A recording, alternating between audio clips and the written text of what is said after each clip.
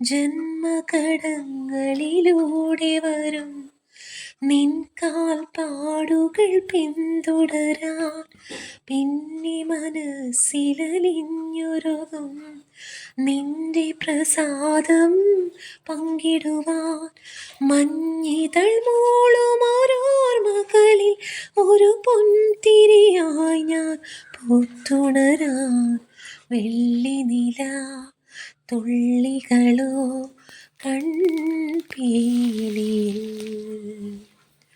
തെല്ലലിയും ചന്ദനമോ പൊൻതൂവലിൽ